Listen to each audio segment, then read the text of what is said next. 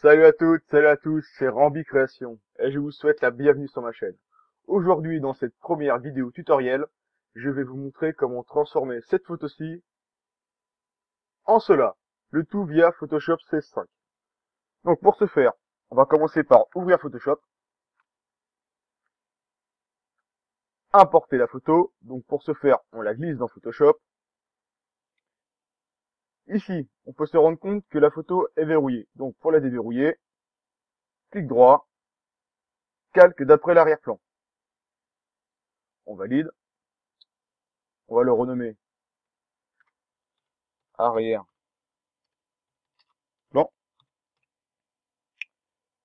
Donc maintenant, nous allons dupliquer ce calque deux fois. Pourquoi? De façon à avoir un calque pour détourer la clé et un calque pour détourer les deux vis. Donc, pour dupliquer un calque, trois solutions. La première, le raccourci clavier CTRL-G. Soit, deuxième solution, on glisse le calque concerné sur créer un nouveau calque. Ou alors, clic droit, dupliquer le calque. Nous les renommons pour le premier clé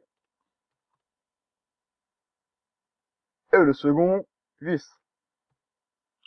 Nous allons cacher le calque vis et le calque arrière-plan. On clique sur le calque clé.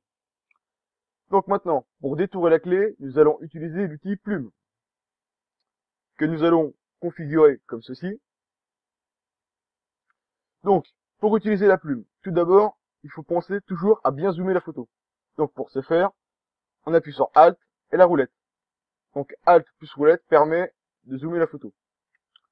Donc pour utiliser la plume, il suffit on va se mettre par ici, on clique une fois, on se met un peu plus loin, et cette fois-ci, on reste appuyé sur le clic. Et quand on déplace la souris, on peut voir que la courbe change.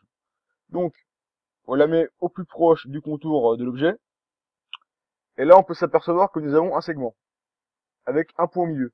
Donc, ce qu'il faut faire, c'est appuyer sur la touche Alt et cliquer sur le point du milieu, de façon à couper le segment et pouvoir repartir sur une nouvelle courbe, comme ceci.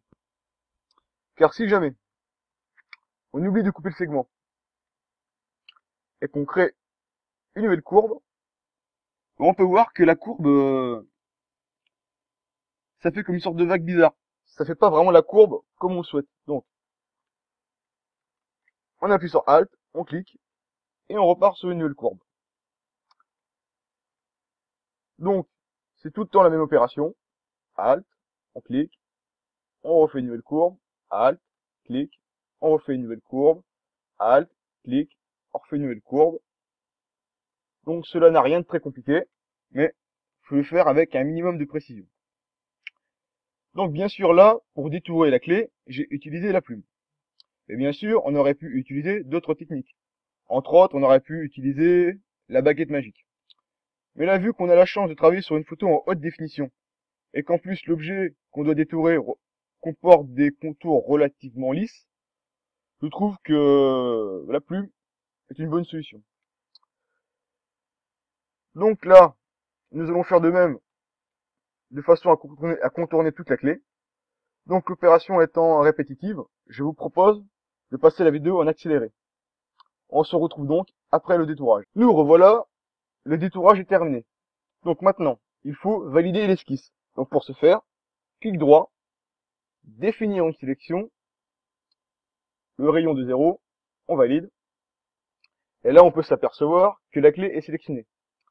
Donc à l'heure actuelle, si jamais on supprime, on peut se rendre compte que c'est la clé qui est supprimée. Et nous, on veut supprimer ce qu'il y a autour de la clé.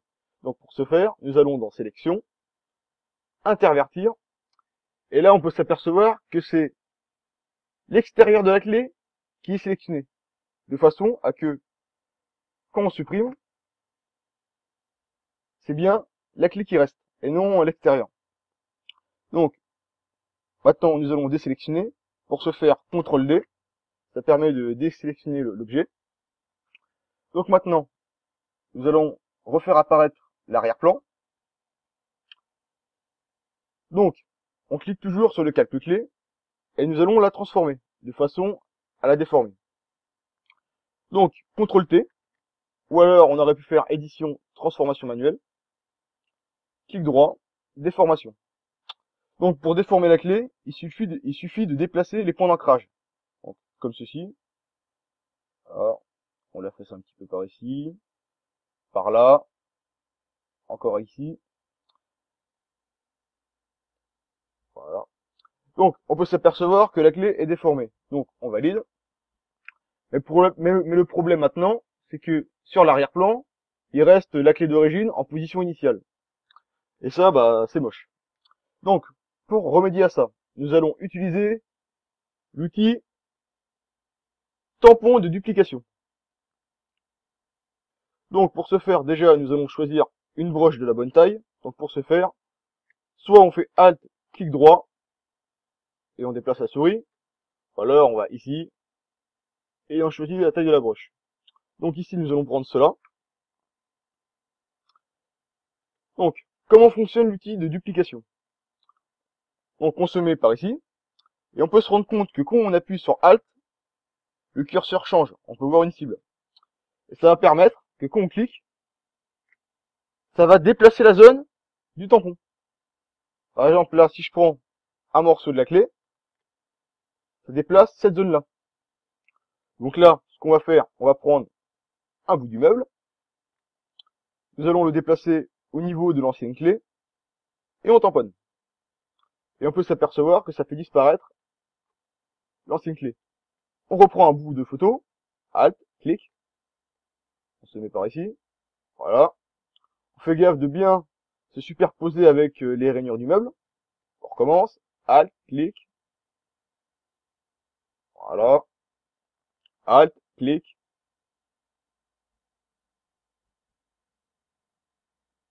Alors, encore une dernière fois par ici. Voilà. Donc, nous faisons de même pour le trou de la serrure. Donc, cette fois-ci, on rétrécit la broche, Alt, Alt plus clic droit. Donc là, faut y aller vraiment étage par étage. C'est-à-dire, faut pas s'amuser, par exemple, à faire ça et à cliquer partout. Donc, on prend un petit bout, on descend, un petit bout, on descend, un petit bout, on descend, ainsi de suite. Voilà. Ce qui permet d'avoir un rendu uniforme et relativement réaliste par rapport à la photo d'origine. Voilà. Toujours penser à recliquer à chaque fois, ce qui permet à chaque fois de repartir sur vraiment la sélection qu'on veut. Car si jamais on s'amuse à tamponner une fois et à le faire de partout, bah ça va pas être bon. Donc faut toujours faire comme ceci.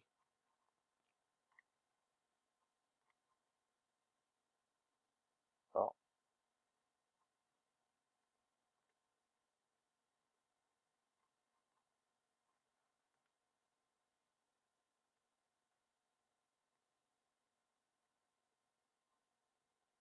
Voilà. On fait de même pour la partie du bois, de façon à intégrer parfaitement la nouvelle clé déformée. Donc voilà, notre clé est déformée. Nous allons donc maintenant lui mettre des calques de réglage, de façon à changer ses couleurs et ses nuances. Donc pour ce faire, on clique sur le calque clé toujours, on clique ici, donc nous allons mettre un premier calque de réglage de niveau, et un second de teinte saturation. Donc maintenant nous allons attribuer ces calques de réglage. Vous allez me dire à quoi ça sert. Bah, tout simplement, si jamais on les applique pas et qu'on essaie de les modifier, ça s'applique à l'ensemble du document. Et moi, je veux uniquement modifier la clé. Donc pour ce faire, on va les attribuer. Donc pour attribuer un calque de réglage, on se met entre le calque clé et le calque de niveau. On appuie sur Alt. Et on peut s'apercevoir que quand on appuie sur Alt, le curseur change. On peut voir un cercle blanc et un cercle damier. On valide. Et on peut voir une flèche qui montre bien que le calque du niveau est attribué au calque de clé. Et donc là, si je le modifie, ça modifie uniquement la clé. Nous faisons de même pour le calque teinte saturation. On l'attribue Alt, Et là, on peut voir que le calque de teinte de saturation est bien attribué au calque du niveau. Nous allons donc les régler maintenant. Donc, nous allons mettre 68 ici, 2,49 ici, et 187. En teinte de saturation, sur la teinte, nous mettons moins 31. Et voilà. Donc déjà, on peut voir que la clé a pas mal changé de couleur. Mais c'est pas suffisant pour avoir l'effet de fusion. Donc pour ce faire, nous créons un nouveau calque, que nous renommons dégradé clé. Voilà. Nous allons sélectionner la clé, de façon à attribuer le dégradé sur le contour de la clé. Donc pour ce faire, une sélection, on se met sur le calque concerné, donc la clé, on appuie sur CTRL, et on peut voir que le curseur a changé. On voit un carré avec des pointillés. On valide, et ça sélectionne la clé. On retourne sur le calque dégradé clé, nous allons prendre l'outil dégradé, on se met bien sur linéaire, nous allons rester sur le premier type de dégradé, on choisit une couleur, donc nous allons prendre un orange qui va bien, voilà, ou plutôt voilà, une sorte de jaune bizarre, donc on va dire c'est du FA200, et une couleur plus foncée, voilà, ça devrait le faire. Donc pour la couleur orange c'est du F5400. On valide, et on applique le dégradé de gauche à droite, normalement. Voilà. Maintenant, on peut voir que le dégradé, le dégradé n'est pas intégré dans la photo. Donc pour ce faire, ici, nous avons les modes de fusion du calque, que nous allons régler sur incrustation. Et là, on peut voir que ça permet, en quelque sorte, de mettre le calque en une sorte de transparence, qui permet de l'intégrer à l'objet. Voilà. Là, on peut recommencer les dégradés de façon affinée. Là, ça me paraît bien.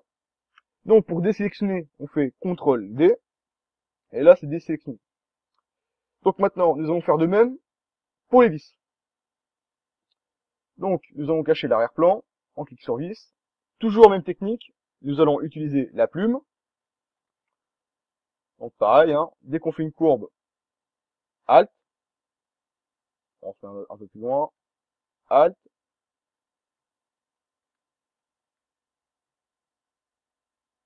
Donc si jamais, alors là j'ai fait une bêtise par exemple. Là la courbe me convient pas. Donc si jamais on veut éditer une courbe, on appuie sur CTRL et on clique sur les segments. Et ça permet de modifier la courbe. Voilà, Alt. On fait de même pour l'ensemble de la clé, de la vis, autant pour moi.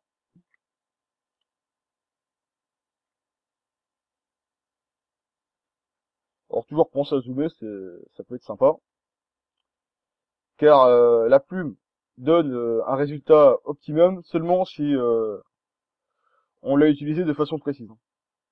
Si jamais on respecte pas trop les contours de l'objet, bon, je vous promets pas un résultat optimum. Donc, voilà. Alors maintenant ici, on peut se rendre compte que autant la vis qu'on vient de faire était parfaitement nette, autant celle-là, durant la prise de la photo, à cause de l'objectif, voilà, la vis est floue. Donc c'est pas grave. Donc là, on peut pas se contenter uniquement de la détourer avec la plume. Il va falloir utiliser une deuxième méthode. Car le problème de la plume, c'est qu'elle permet d'effectuer des contournages avec des contours lisses. Donc, on sélectionne, clic droit, définir une sélection, on valide. On intervertit toujours la sélection pour supprimer l'extérieur. Donc maintenant, pour reproduire l'effet d'objectif, on appuie sur la gomme. On prend la broche qui va bien, donc celle-là. Nous allons mettre une opacité de 50%. Par ici, 50%. Et on gomme. Et ça va permettre, donc on vient tamponner tout autour de la vis, et ça va permettre de faire des contours diffusés, ce qui permettra de vraiment reproduire au mieux le flou de la vis. Voilà. Bon, ça me semble pas trop mal, c'est comme ça. Donc au pire, on retouchera un peu tout à l'heure. Donc on peut refaire apparaître l'arrière-plan. Donc on fait de même que pour la vis, que pour la... Ouais, autant pour moi. 1, 2, 3. Donc on fait de même que pour la clé. On crée un calque du niveau et un calque de teinte de saturation. On attribue le calque de niveau à la vis via la touche Alt. Voilà. De même, on attribue le teint de saturation au calque de niveau avec la touche Alt. On les règle de la même façon. Donc 68, 2,49 et 187. Voilà. Autant pour moi. 187. Et ici, nous mettons un -31 sur la teinte. On sélectionne la vis avec CTRL-clic. On crée un nouveau calque que nous renommons dégradé vis. Nous pouvons le mettre en incrustation. On clique sur le dégradé. On place le dégradé. Et voilà. Donc ici, on peut voir que c'est pas super. Donc, on reprend l'outil gomme. Et on gomme. Donc, on se met sur dégradé plutôt. Voilà. De toute façon, il va falloir supprimer un peu sur dégradé et un peu sur vis. Hein. Voilà. On tamponne bien.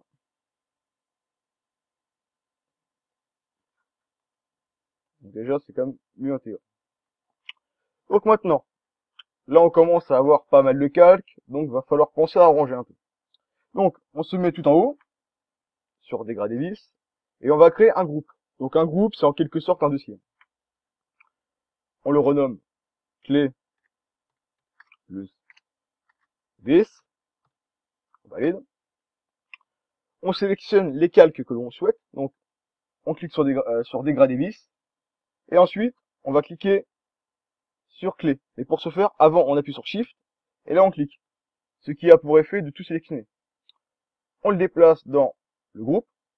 Et là, on peut voir que c'est rangé. Donc maintenant, nous allons nous occuper de l'arrière-plan. Pour ce faire, nous allons créer deux calques de réglage. Un premier calque noir et blanc.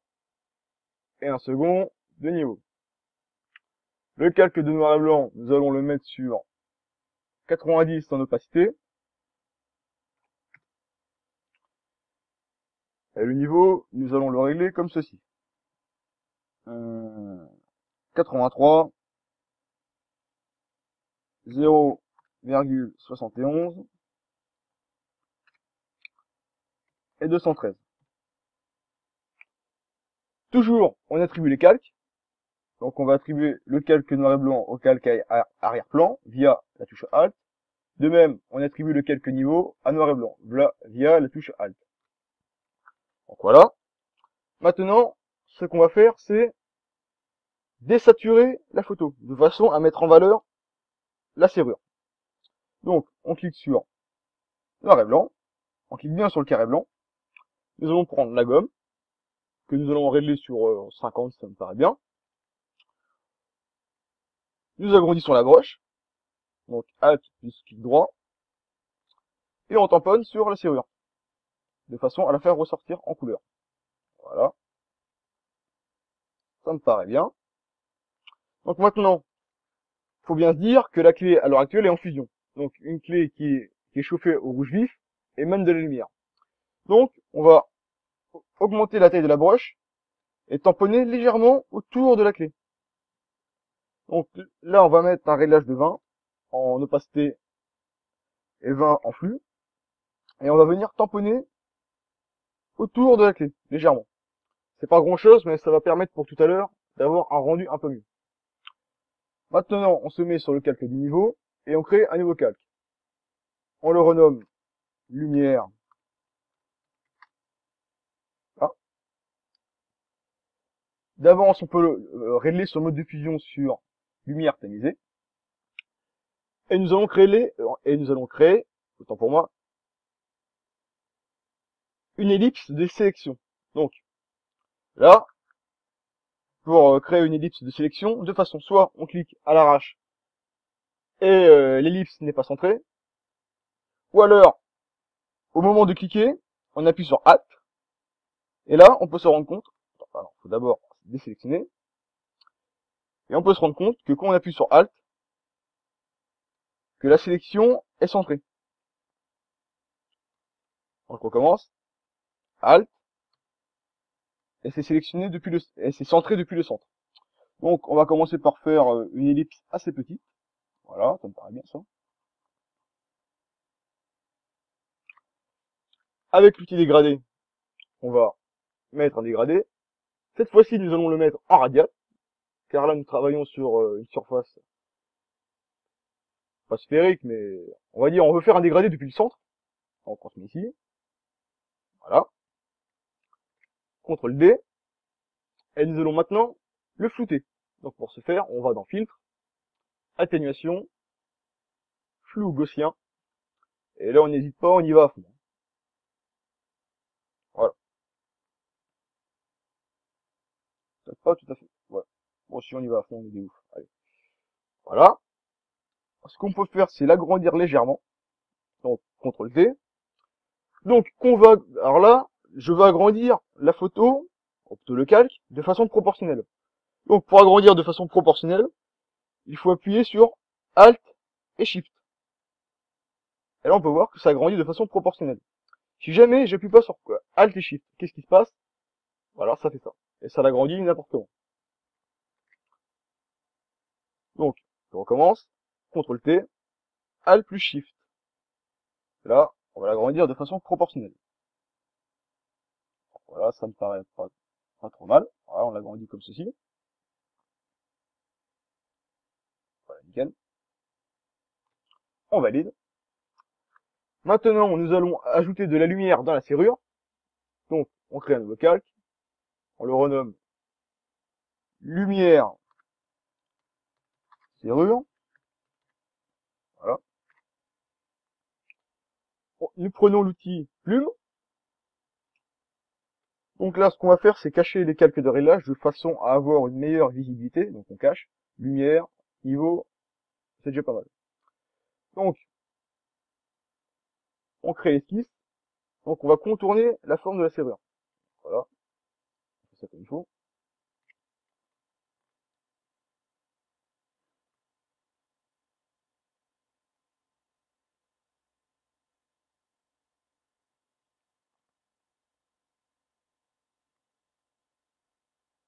Nickel.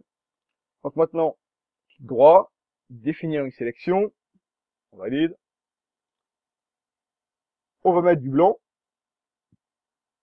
Cette fois-ci, on va pas utiliser dégradé mais pot de peinture, car on veut remplir de façon uniforme. Clic, ça remplit. Donc déjà, on peut réactiver les calques, ce qui permettra d'avoir une meilleure vue d'ensemble. Nous allons mettre, comment ça s'appelle déjà, j'ai oublié. Alors, quand on duplique, ça permet d'effectuer un style de calque.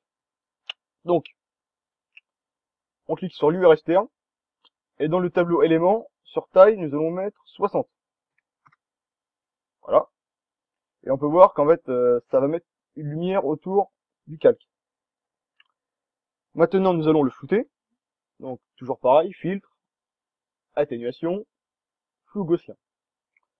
Alors là, cette fois-ci, on va régler moins. On va mettre 20, ouais, 20, enfin 24,2, c'est pas mal.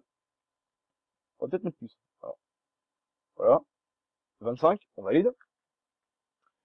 Et là, on peut s'apercevoir que la clé n'est pas super bien intégrée. Donc, ce qu'on fait, on ouvre le groupe, on va sur clé, on va cacher le dégradé. Voilà. Donc, on clique sur clé. Et avec l'outil gomme, on va venir gommer légèrement la clé. Donc, pour ce faire, on met 40 en flux et 40 en opacité. Et on va venir tamponner. De façon à parfaitement intégrer la clé dans la lumière. Car en fait, ce qui se passe, c'est que je veux qu'en quelque sorte, la lumière englobe la clé. Voilà. On tamponne, hein. Donc faut y aller comme un bourrin, hein. Y a pas 36 solutions. Donc là, bien sûr, j'ai mis une petite opacité et un petit flux, mais j'aurais pu mettre plus, franchement. Mais moi, j'aime bien faire les choses avec précision. Donc le fait de mettre une petite opacité, ça permet vraiment d'affiner comme on le souhaite. Car si on met plus, le problème c'est que après, on risque de moins bien l'intégrer. Donc là, ça me paraît bien. Donc là, au lieu de refaire la même chose sur le calque dégradé, on sélectionne clé, donc CTRL-clic, on se met sur le calque dégradé clé, intervertir, et on supprime. Et ça évite de faire le travail deux fois. Donc maintenant, ce qu'on peut faire déjà, c'est flouter le dégradé et la vis. Non, autant pour moi, flouter le dégradé clé et flouter la clé.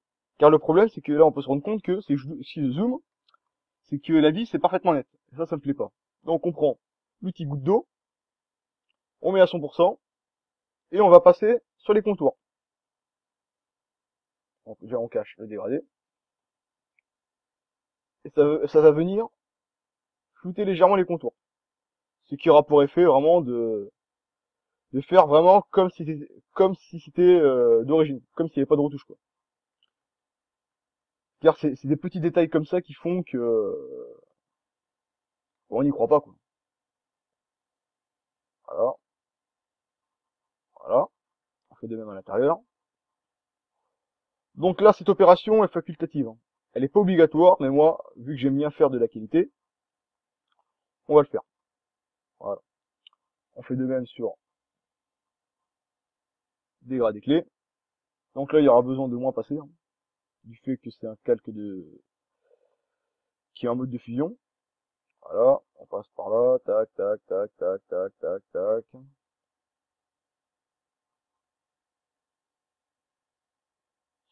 Donc là, c'est un peu chaud car j'utilise la souris, mais bon, ceux qui utilisent des tablettes graphiques, hein, c'est un jeu d'enfant. Voilà, on repasse un petit coup par ici. Et voilà, là on a fait du travail propre. Donc maintenant, nous allons intégrer la fumée. Donc pour ce faire, pour intégrer la fumée, déjà on va fermer le groupe et nous allons nous mettre sur lumière serrure. On va dans notre dossier, pour importer la fumée, donc on glisse la photo, tout simplement.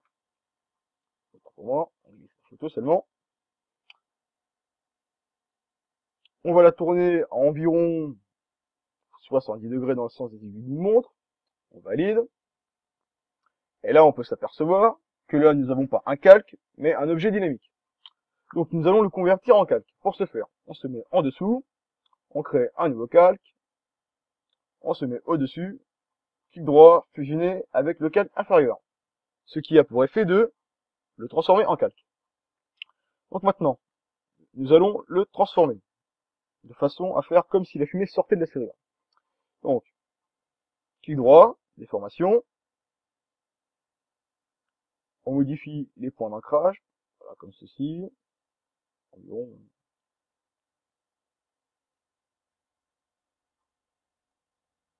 Voilà, on déplace un peu, déformation. On va modifier ces deux points-ci. Voilà. Alors, donc on n'hésite pas, on y va, hein. Voilà. Donc déjà, on a déjà en quelque sorte une bonne base de déformation. Mais on va pas se contenter uniquement de CTRL-P déformation. Nous allons, donc déjà on valide. Et là, nous allons utiliser en filtre l'outil fluidité, qui va permettre de modifier de façon plus précise. Donc pour ce faire, on va sur outils de déformation. Alors par contre là, on peut pas choisir la taille de la brush avec Alt clic droit. Il faut obligatoirement aller dans le tableau Options outils et régler sur épaisseur. Donc on vient déformer environ comme ceci. Voilà.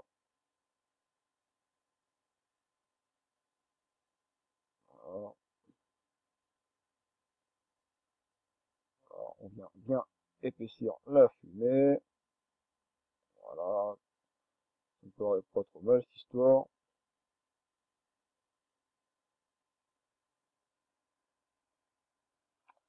Voilà, on valide. Donc, on attend le rendu. Donc voilà. Donc maintenant, on va changer le mode de fusion pour avoir un meilleur aperçu. On le met sur superposition si je ne me trompe pas. Voilà. CTRL T. Et on va le placer déjà. Alors déjà, ce qu'on va faire, déjà, on va réduire un peu la taille de l'image. Donc, faut réduire de façon proportionnelle, je rappelle. Alt, Shift, et on modifie. Voilà.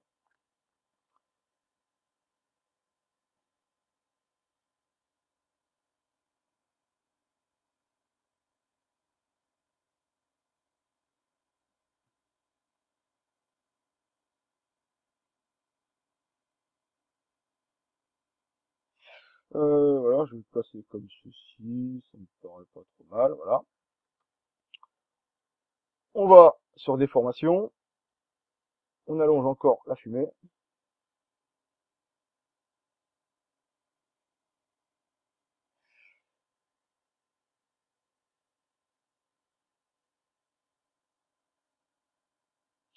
Donc voilà, ça me paraît pas trop mal cette histoire. Donc voilà, maintenant on valide.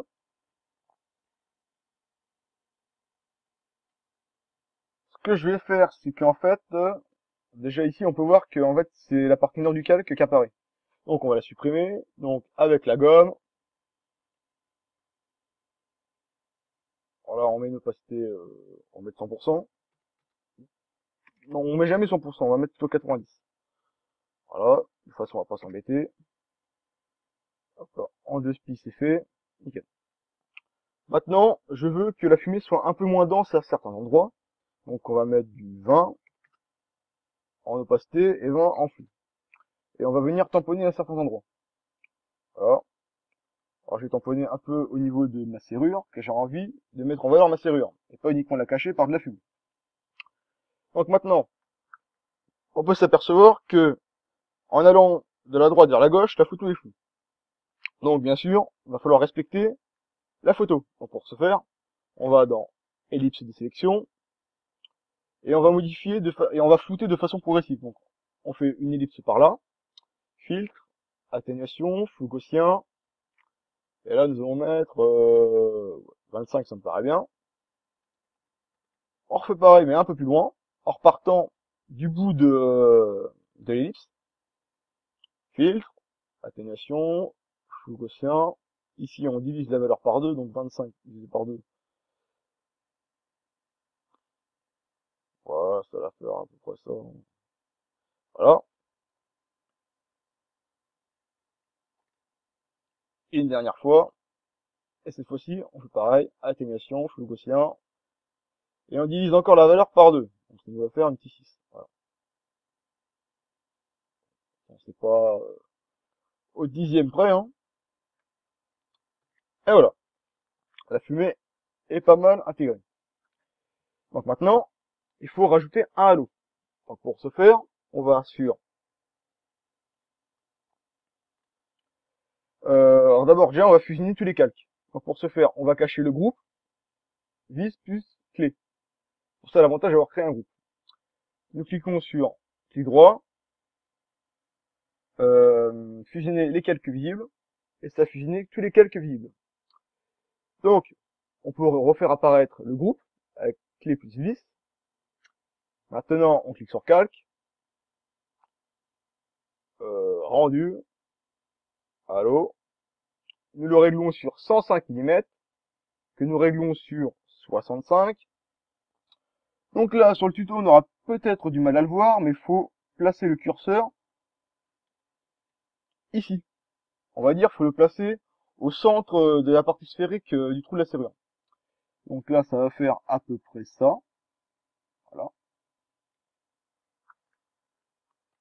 Encore, je me suis raté, je vais le mettre un peu plus haut. Donc pour revenir en arrière, CTRL ALT Z permet de revenir en arrière. On recommence, rendu, halo, et cette fois-ci, je vais me mettre un poil plus haut. Alors, c'est pas évident, mais c'est vraiment petit. tu vois tout ce que je dis. Voilà. Ouais, c'est pas trop mal. Donc maintenant, ce qu'on va faire, c'est rajouter un dernier calque de réglage pour renforcer l'image, pour renforcer le caractère de l'image. Autant pour moi. Donc on va sur calque de réglage, niveau, et cette fois-ci, je veux que ce calque de niveau s'attribue à toute la photo. Donc là, je l'attribue pas. Et on va affiner comme ceci.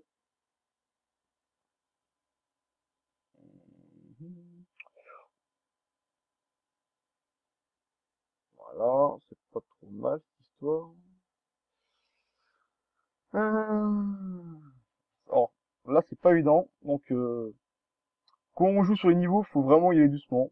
Tester plusieurs combinaisons. Donc là, ça me semble assez bien. Ouais, c'est pas mal. Donc, on va laisser ça comme ça. Donc, à l'heure actuelle, on peut considérer que la photo est terminée. Et moi, ce que je vais faire, c'est utiliser un plugin. Avec des calques, ou plutôt des filtres. Ah, c'est un calque de filtre. Donc, on va tout fusionner. Fusionner les calques visibles. Voilà, l'image est fusionnée. Et nous allons utiliser le plugin Color FX Pro 4. Donc, je vous le cache pas, hein, Color FX Pro 4, c'est un plugin payant, malheureusement. Donc, je vais pas vous donner des liens pour vous le procurer. C'est pas que je veux pas, mais je risquerais d'avoir des problèmes avec ma chaîne YouTube.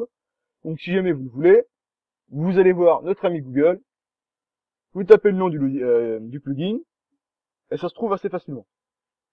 Donc, qu'est-ce que c'est ce plugin? C'est un plugin avec des filtres. Donc, il y a tout un tas de filtres. Vous pouvez voir, hein. Il y en a plein. Et l'avantage, c'est que c'est en fait des filtres entièrement paramétrables. On peut régler la lumière, le contraste, la saturation, shadow, highlight. Même les points, on peut même contrôler les points de lumière. Donc il y a vraiment moyen de s'amuser. Donc là pour cette photo-ci, moi, il y a deux réglages que j'aime bien, c'est Cross Balance et Processing. Donc à chaque fois, j'hésite entre les deux. Hein. Donc là pour le coup, je vais utiliser Cross Processing. On valide.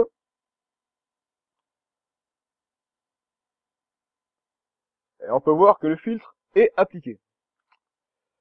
Donc voilà, ce tuto est terminé. J'espère qu'il vous a plu et appris des choses. Et sur ce, je vous souhaite une excellente journée et à la prochaine pour une future vidéo Photoshop. Ciao ciao.